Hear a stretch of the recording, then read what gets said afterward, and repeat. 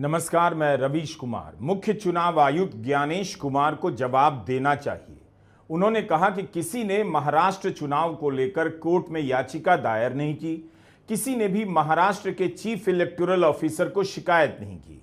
ज्ञानेश कुमार आधा सच बोल रहे थे या पूरा झूठ, हम इस वीडियो में इसकी पड़ताल करेंगे। फ्रंटलाइन और एक्सप्रेस की रिपोर्ट आपने देख ली होगी। महाराष्ट्र में वोट चोरी को लेकर अमेय तिरोडकर की रिपोर्ट पढ़कर किसी के भी होश उड़ जाने चाहिए। इंडियन एक्सप्रेस में 2002 और 2003 के दौरान 7 राज्यों में हुए इंटेंसिव रिवीजन को लेकर रितिका चोपड़ा की एक रिपोर्ट आई है, जिससे पता चलता है कि चुनाव आयोग ने सुप्रीम कोर्ट को पूरी बात नहीं बताई।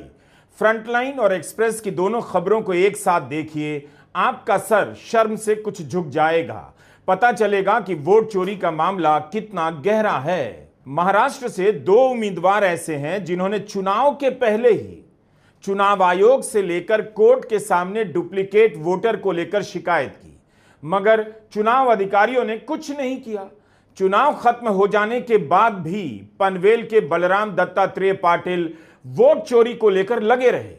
इनके जैसे लोग ना हो तो इस देश में वोट की डकैती हो जाए और पता ना चले। फ्रंटलाइन के अमेय तिरोडकर की रिपोर्ट में महाराष्ट्र चुनाव के 2 उम्मीदवारों के नाम सामने आए हैं, जिन्होंने राहुल गांधी से भी पहले अपने अध्ययन से हजारों डुप्लीकेट वोटर की शिकायत निर्वाचन अधिकारियों से की थी, मगर कोई कार्रवाई नहीं की गई। राहुल गांधी से चुनाव आयोग शपथ पत्र मांग रहा है, उन्होंने देने से इनकार कर दिया है। सवाल है, अपनी प्रेस कॉन्फ्रेंस में मुख्य चुनाव आयुक्त ज्ञानेश कुमार राहुल गांधी से कह रहे हैं अगर 7 दिनों के भीतर शपथ पत्र नहीं देंगे तो उनका आरोप निराधार मान लिया जाएगा। आपको याद है, प्रेस कॉन्फ्रेंस में मुख्य चुनाव आयुक्त ने कहा कि वोटर लिस्ट को लेकर कोई कोर्ट नहीं गया। क्या वे सही कह रहे थे? चुनाव के बाद छोड़िए, चुनाव से पहले ही बलराम दत्तात्रेय पाटिल और चंद्रकांत निंबा पाटिल आयोग से लेकर कोर्ट गए। कोर्ट ही नहीं, तहसीलदार और रिटर्निंग अफसर के पास गए, जो एसडीओ होता है।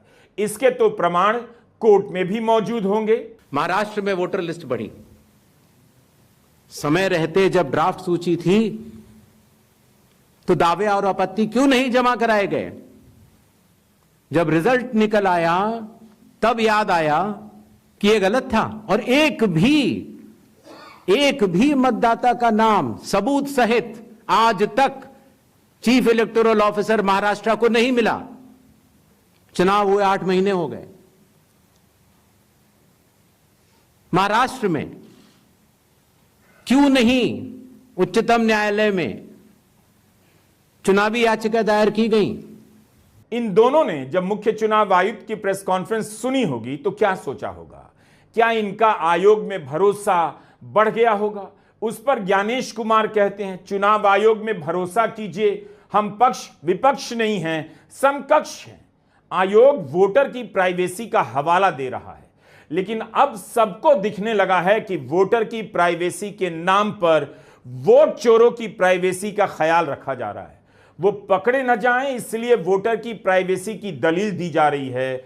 कहा जा रहा है पोलिंग बूथ के सीसीटीवी फुटेज नहीं दिए जाएंगे। फ्रंटलाइन में अमेय तिरोडकर की रिपोर्ट के बाद चुनाव आयोग को मतदाता सूची सार्वजनिक कर देनी चाहिए, सीसीटीवी फुटेज भी। कोई तरीका तो निकालना चाहिए ताकि जनता को यकीन हो कि डुप्लीकेट वोटर के इस्तेमाल से बीजेपी चुनाव नहीं जीती है। बीजेपी को भी इसकी मांग करनी चाहिए। महाराष्ट्र से आने वाली रिपोर्ट बता रही है कि हर हारे हुए उम्मीदवार को अपने पोलिंग बूथ के वोटर लिस्ट की जांच शुरू कर देनी चाहिए। दुनिया के लोकतंत्र का इससे बड़ा घोटाला कहीं नहीं हुआ होगा।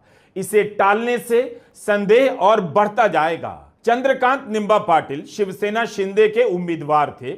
उन्होंने भी चुनाव अधिकारी के सामने 2 अगस्त 2024 को 43,276 डुप्लीकेट वोटर की शिकायत की। कहा कि विधानसभा चुनाव में बोगस वोटिंग हो सकती है। वहां से सकारात्मक जवाब नहीं मिला तो बॉम्बे हाईकोर्ट की औरंगाबाद बेंच में याचिका लगाते हैं। मुक्ताई नगर विधानसभा के तहसीलदार ने जवाब दिया कि किसी मतदाता के वोट का अधिकार इसलिए नहीं छीना जा सकता है कि किसी ने शिकायत की है। तहसीलदार ने चंद्रकांत पाटिल के सबूतों को अपर्याप्त माना और कहा कि इस दावे को वेरीफाई नहीं किया जा सकता कि 43,276 वोटर डुप्लीकेट हैं। यह भी कहा कि जब तक हर डुप्लीकेट मतदाता की फोटो के साथ अलग से उसका फॉर्म 7 नहीं देंगे तब तक शिकायत को वेरीफाई नहीं किया जा सकता है। क्या यह मुमकिन था कि हर डुप्लीकेट वोटर की फोटो और अलग से फॉर्म 7 भरकर दिया जा सकता था? जाहिर है यह सिस्टम ही इस तरह से बनाया गया है। कोई जान रहा है इसके बारे में कि पता ही ना चले कि कितने डुप्लीकेट वोटर हैं, और पता चल भी जाए तो हटाना संभव ना हो, फॉर्म ही भरता रह जाए, अदालतों के चक्कर में फंसकर रह जाए। तो क्या किसी ने इस तंत्र को ठीक से समझ लिया है और अपने हिसाब से साध भी लिया है, जिसका डर केवल विरोधी नहीं सहयोगी दलों के उम्मीदवारों को भी सताता रहता होगा? इसके बाद भी शिवसेना एकनाथ शिंदे की पार्टी के उम्मीदवार चंद्रकांत निंबा पाटिल हाईकोर्ट गए। कोर्ट से भी यही जवाब मिला जो जवाब तहसीलदार ने उन्हें दिया। सबसे बड़ा सवाल है कि चंद्रकांत निंबा पाटिल चुनाव से पहले डुप्लीकेट वोटर को लेकर क्यों परेशान थे? उन्हें क्यों जरूरत पड़ी 43,000 डुप्लीकेट वोटर का पता करने और आयोग से लेकर कोर्ट का चक्कर लगाने की? बेहतर जवाब तो वही दे सकते हैं। महाराष्ट्र में चुनाव के दौरान इस बात की चर्चा चली थी कि शिंदे मुख्यमंत्री नहीं बनेंगे। बीजेपी उनका नाम लेती रही, लेकिन कभी ठोस तरीके से नहीं कहा शिंदे ही मुख्यमंत्री बनेंगे। जब नतीजे आए, बीजेपी 132 सीटों के साथ सबसे बड़ी पार्टी बनी, शिंदे को 57 सीटें आई और अजीत पवार को 41।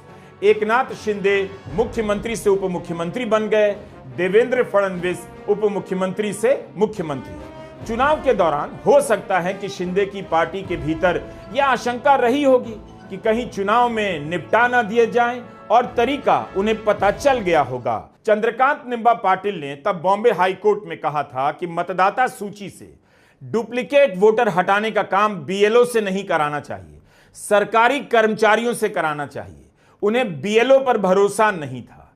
किसे पता होता है कि किसकी गर्दन कट जाएगी और किसके सर पर ताज रख दिया जाएगा। चंद्रकांत निंबा पाटिल साधारण नेता नहीं है।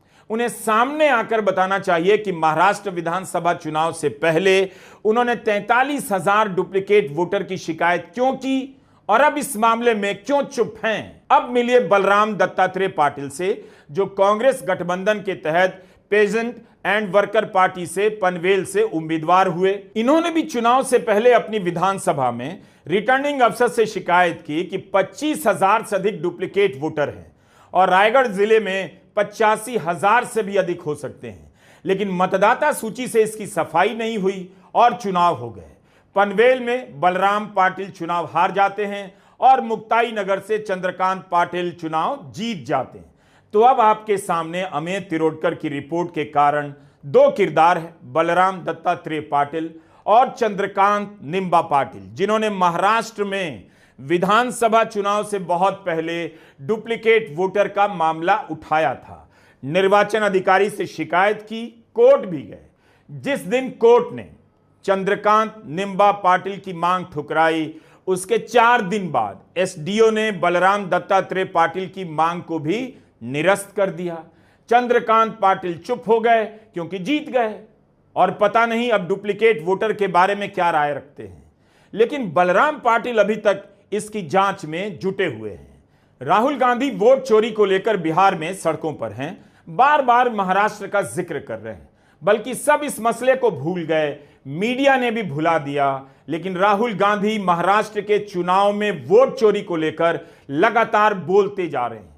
7 अगस्त की प्रेस कॉन्फ्रेंस में उन्होंने कर्नाटका के महादेवपुरा विधानसभा का उदाहरण दिया, जिसकी मतदाता सूची के अध्ययन में 30-40 लोगों की टीम को 6 महीने लगे। राहुल गांधी ने 1 लाख से अधिक फर्जी वोटर के मिलने का दावा किया है। इनमें से 11,965 से अधिक वोटर डुप्लीकेट बताए जा रहे हैं, जबकि बलराम दत्तात्रेय पाटिल ने महाराष्ट्र चुनाव से पहले रायगढ़ में 85,211 डुप्लीकेट वोटर पता लगाने का दावा कर दिया था। अकेले पनवेल में 25,000 से अधिक डुप्लीकेट वोटर। उनका दावा है कि इन डुप्लीकेट वोटर ने वोट भी किया होगा। महाराष्ट्र का चुनाव इसलिए चोरी किया गया क्योंकि वहां पर लाखों करोड़ रुपए की जमीन धारावी में थी और वो जमीन इन लोगों को अदानी को दिलवानी थी। ये जो चोरी किया जा रहा है, ये आपको बेरोजगार बनाने के लिए किया जा रहा है। अदानी को, अंबानी को बिहार का, महाराष्ट्र का, हर प्रदेश का पूरा धन दिलवाने के लिए दिया जा रहा है। ये चाहते हैं कि बिहार की जनता, बिहार के युवा प्राइवेट यूनिवर्सिटी कॉलेज में जाएं, अपना पैसा लाखों रुपए उन्हीं अरबपतियों को दें, उसके बाद रोजगार ना मिले। ये ऐसा हिंदुस्तान चाहते हैं। भाइयों और बहनों, वोट चोरी इसलिए हो रहा है क्योंकि आपका धन, आपका भविष्य चुराना चाहते हैं। अदानी और अंबानी जैसे लोगों का भविष्य बनाना चाहते हैं। और यही काम यहां हो रहा है, यही काम गुजरात में हो रहा है, यही काम महाराष्ट्र में, यही काम मध्य प्रदेश में, यही काम उत्तर प्रदेश में, और इस बार हम बिहार में इनको रोकने जा रहे हैं। चुनाव आयोग अब घर नहीं बैठ सकता, उसे जांच को लेकर कुछ करना तो पड़ेगा। राहुल गांधी के YouTube चैनल पर ही 7 अगस्त की प्रेस कॉन्फ्रेंस को 10 लाख से अधिक व्यूज मिले हैं। यह सिर्फ एक जगह की बात है, बाकी जगहों के व्यूज मिलाकर देखें तो कई करोड़ तक यह संख्या जा सकती है। फ्रंटलाइन में अमित तिरोडकर की यह रिपोर्ट बताती है कि इतने बड़े देश में कोई तो है जो इस चोरी को पकड़ चुका है और पता लगाने में जुट गया है। चुनाव से पहले और चुनाव में 50,000 से अधिक वोटों से हार जाने के बाद भी बलराम पाटिल चोरी के इस खेल के पीछे भागते रहे। जब चुनाव आयोग से डेटा नहीं मिला, रिटर्निंग अफसर ने पोलिंग बूथ के भीतर टिक लगे वोटर लिस्ट देने से इनकार कर दिया। कहा कोर्ट से ऑर्डर लेकर आइए, तो कोर्ट भी गए, वहां सफलता नहीं मिली। लेकिन इसके बाद भी बलराम पाटिल ने हार नहीं मानी। अपनी विधानसभा के हर पोलिंग बूथ के BLA से वो सूची मंगाई जिस पर राजनीतिक दल के एजेंट वोटर के नाम के आगे टिक करते हैं और उसका अध्ययन शुरू कर दिया। यह काम कहीं से आसान नहीं था। हर जगह से वोटर लिस्ट जमा करना, टिक मार्क को दूसरे पोलिंग बूथ के लिस्ट के टिक मार्क से मिलाना, ताकि पता चले सेम नाम का आदमी एक ही विधानसभा में या बगल की विधानसभा में 2-2 बार वोट तो नहीं कर रहा। बलराम पाटिल ने अध्ययन करना शुरू किया और बूथ लेवल असिस्टेंट की मार्क की हुई सूचियों से सारा खेल खोलकर रख दिया है।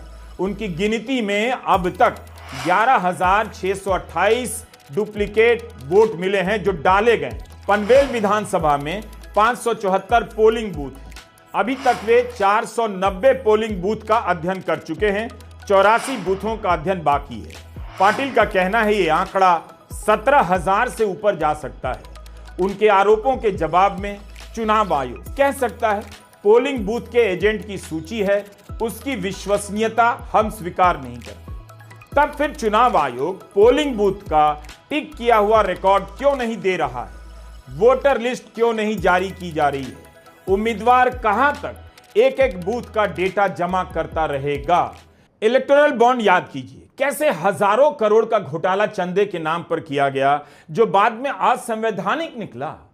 उस समय भी इसके पारदर्शी होने की दलील मोदी सरकार दिया करती थी और यह कानून असंवैधानिक इसलिए ठहराया गया क्योंकि पारदर्शी ही नहीं था। चुनाव से पहले आयोग कहता है डुप्लीकेट वोटर का फॉर्म 7 जमा करो और उसके बाद कहता है 45 दिनों में आओ, नहीं तो मुख्य चुनाव आयुक्त हारे हुए उम्मीदवार को ताने मारते हैं। कब तक आयोग इन नियमों की आड़ लेता रहेगा और वोट चोरी करने वाले बचते रहेंगे? आखिर चुनाव आयोग भी इन्हें क्यों बचाना चाहेगा? उसे तो आगे आकर जांच करनी चाहिए। यह कौन सा प्लान है नियमों की आड़ में चोरी का कि कोई यह नहीं कह रहा कि चोर को हम पकड़ेंगे, बल्कि चोर को आप पकड़ कर लाएंगे तो हम भी चोर नहीं मानेंगे। यह कहां का न्याय है? गांव में चौकीदार रखा जाता है कि वो चोर को पकड़े, उस पर नजर रखे, और चौकीदार कह रहा है गांव से किसी ने शिकायत नहीं की इसलिए हमने चोर को नहीं पकड़ा। वोट चोरी क्या होती रहेगी? क्या चोरी से सरकार बन जाएगी और आयोग कुछ भी नहीं करेगा? सारा देश देखता रह जाएगा। अच्छा बताइए, ये जो वोट चोरी हो रही है इसके बारे में क्या सोचते हैं? वोट तो चोरी हो रही है।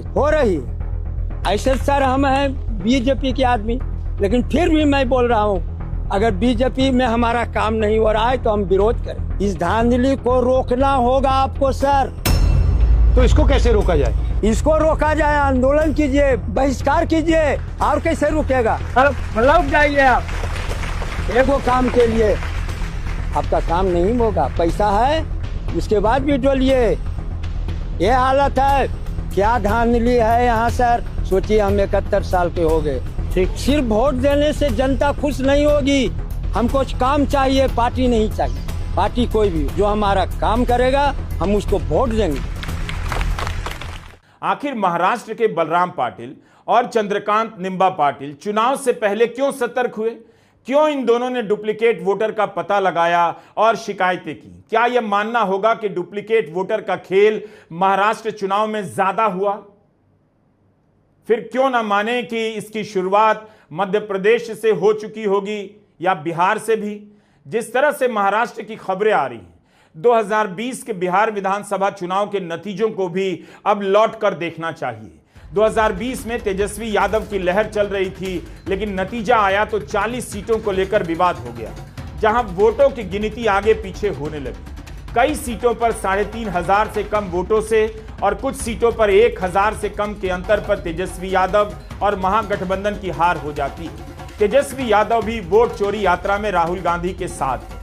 2020 में वोटों की गिनती में दबाव वगैरह के आरोप के बाद उन्होंने भी इसे भुला दिया। क्या बिहार में भी डुप्लीकेट वोटर के जरिए वोट चोरी का खेल खेला गया होगा? कि किसी के माइक के लाल में दम नहीं जो बिहारियों का वोट काट दे।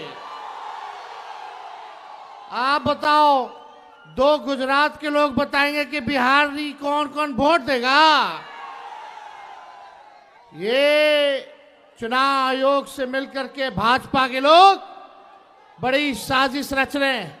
पहले वोटर लिस्ट से नाम काटेंगे, फिर पेंशन से नाम काटेंगे, फिर राशन से नाम काटेंगे, और बाद में ये गरीबी नहीं, गरीब को ही मिटाना चाहते हैं। इस बार आप आइए, आपका स्वागत है प्रधानमंत्री जी, लेकिन 11 साल का हिसाब देना पड़ेगा। देना होगा कि नहीं देना होगा? इतना झूठा प्रधानमंत्री आपने देखा है? नहीं देखा ना? तो बदलना है कि नहीं बदलना इन लोगों को? इसमें कोई शक नहीं कि राहुल गांधी के लगातार लगे रहने के कारण वोटर लिस्ट का मामला सबके सामने आया है, वरना उनसे पहले समाजवादी पार्टी से लेकर तृणमूल ने वोटर लिस्ट की शिकायतें की, मगर उस शक को लेकर बड़ा आंदोलन नहीं किया, अन्य सीटों का अध्ययन नहीं किया गया। दिल्ली में आम आदमी पार्टी ने वोटर लिस्ट को लेकर हंगामा मचाया, सबूत भी रखे थे, लेकिन मीडिया ने मजाक उड़ाया। अगर इन सभी दलों ने भी खुद को झोंक दिया होता तो आज वोट चोरी की सच्चाई को प्रेस कॉन्फ्रेंस और झूठी खबरों से रोकना संभव नहीं होता। हर चुनाव में आप देखेंगे कि मीडिया के जरिए माहौल बनाया जाता है, कहानी बनाई जाती है कि आरएसएस के हजारों लाखों कार्यकर्ता बूथ बूथ पर काम कर रहे हैं, ड्राइंग रूम की मीटिंग ले रहे हैं, पन्ना प्रमुख बनाए गए हैं, लेकिन डुप्लीकेट वोटर और संदिग्ध वोटर का मामला कुछ और कह रहा है। क्या अब इन लाखों हजारों आरएसएस के कार्यकर्ताओं को बिहार में एसआईआर के बाद जो ड्राफ्ट सूची आई है, एक भी गड़बड़ी नहीं मिल रही? क्या इन्होंने अपनी तरफ से चुनाव आयोग में कोई शिकायत की है? इन कहानियों की आड़ में चुनाव चोरी का खेल छिपाया जा रहा था, जिसे राहुल गांधी ने सबके सामने ला दिया है। प्रेस कॉन्फ्रेंस की महाराष्ट्र के बाद कि देखिए, इलेक्शन कमीशन से हमने कहा समझाइए ये हुआ कैसे, 1 करोड़ नए वोटर कैसे आए, लोकसभा में एक नतीजा, विधानसभा में दूसरा नतीजा। आर्टिकल लिखा, रीजनल न्यूज़पेपर्स में डाला, महाराष्ट्र में डाला, बहुत चला महाराष्ट्र में, क्योंकि लोगों को यह फीलिंग थी कि कुछ ना कुछ यहां पे गलत हुआ है। तो फिर हमने कहा ठीक है, चलिए सबूत निकालते हैं, सबूत ढूंढते हैं।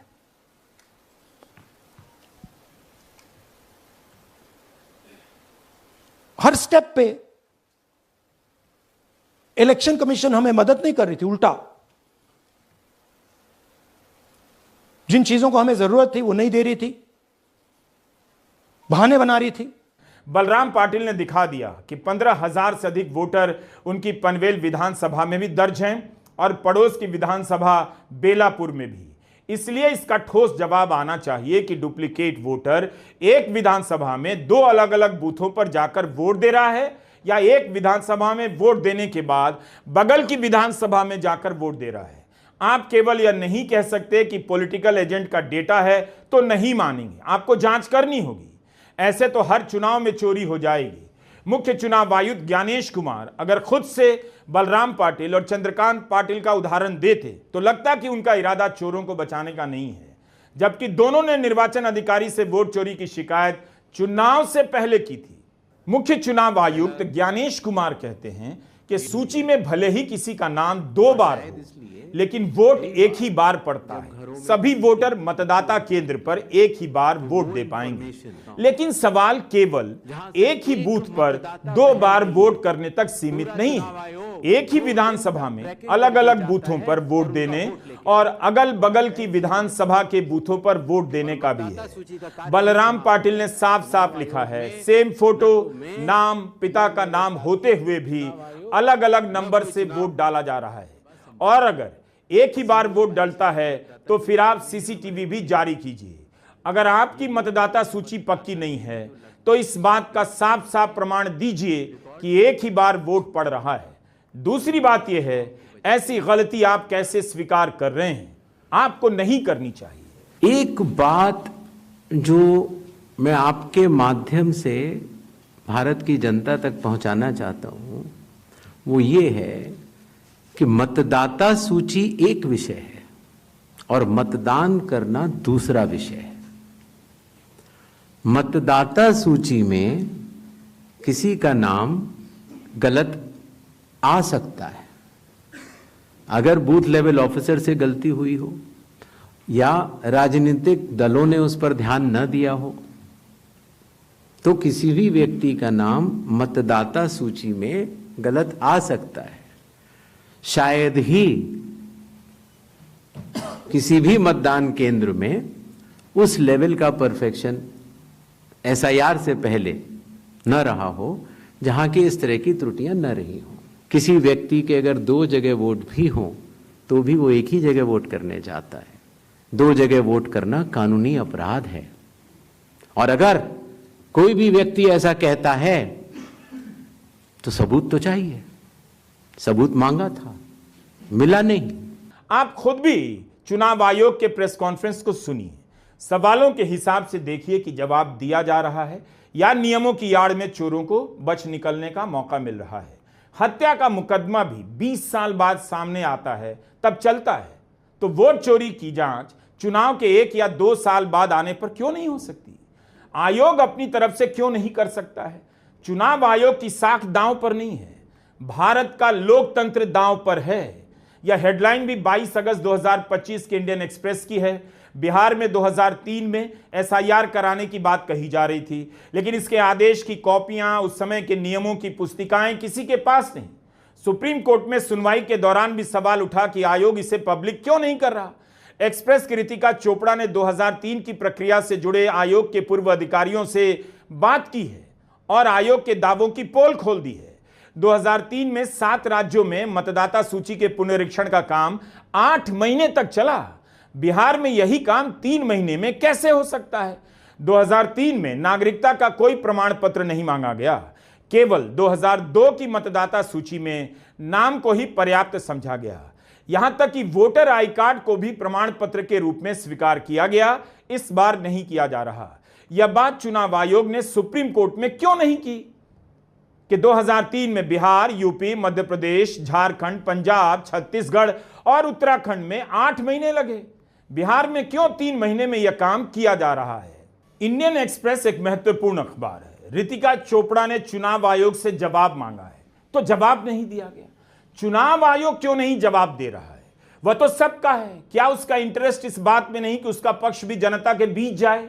फिर क्यों नहीं जनता के बीच संदेह हो कि सच्चाई छुपाई जा रही है? कब से 2003 के मतदाता सूची पुनरीक्षण से जुड़े कागजात मांगे जा रहे हैं? आयोग जारी क्यों नहीं करता? अगर सारे सवालों का जवाब यही है कि क्या फर्क पड़ता है, हमें कुछ भी फर्क नहीं पड़ता। सरकार बननी थी, बन गई, तो आयोग को एक बार सोचना चाहिए। बात एक सरकार की नहीं है उस लोकतंत्र की है जिसे हासिल करने के लिए लोगों ने 150 साल से अधिक समय तक लड़ाइयां लड़ी और अपनी जान दी है। वहां वोट चोरी के आरोप लग रहे हैं तो चुनाव आयोग को आरोप लगाने वालों से ज्यादा परेशान होना चाहिए और पारदर्शी तरीके से जांच कर जनता को भरोसा देना चाहिए कि उसके रहते ऐसा नहीं हो सकता है। ऐसा हो नहीं रहा। नमस्कार, मैं रवीश कुमार।